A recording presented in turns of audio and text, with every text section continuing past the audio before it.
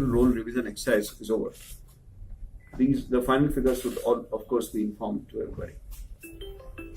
In most of the places, because these are Panchayat elections and these are Panch constituencies, the number of voters does not exceed 600, 700 or so. That's the maximum number where it goes. So we have a requirement of only one polling station in each Panch constituency. But wherever there would be a requirement, the Sarpanch has also been informed very clearly to every voter that what is the area, what is the place where the Panchayat, where the polling station is. We would be having the standard identification documents which are there. Now, something very important that I informed yesterday also with regard to municipal elections, in the Panchayat elections too, we are making special provisions for the exercise of vote by the Kashmiri migrants by way of postal ballot. For this purpose, there is a machinery which has been set up.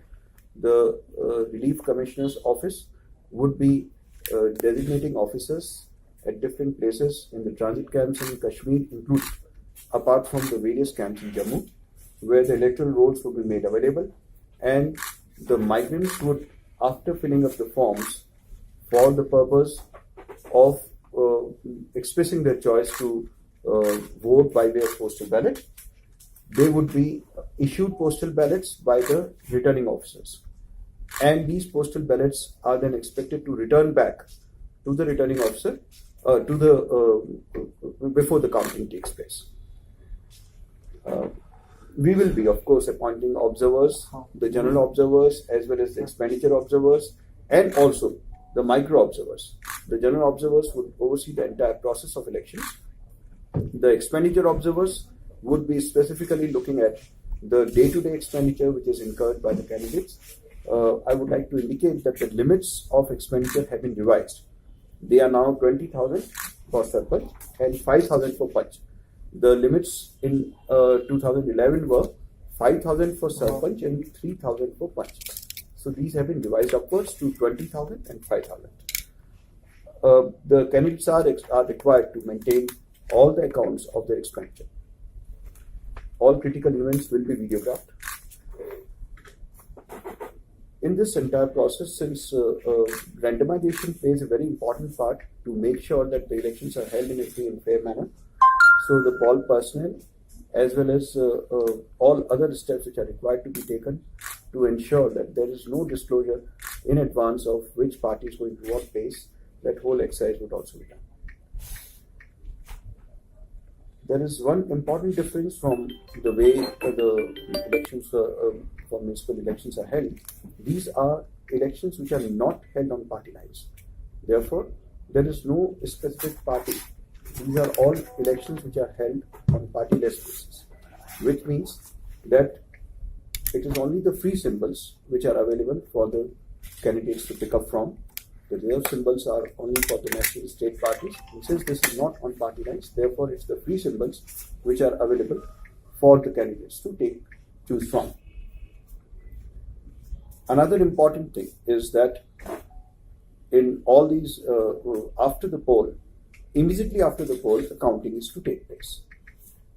The counting centers would be, of course, notified in advance, but the counting will take place on the same day of the poll or at the most the next day of the poll.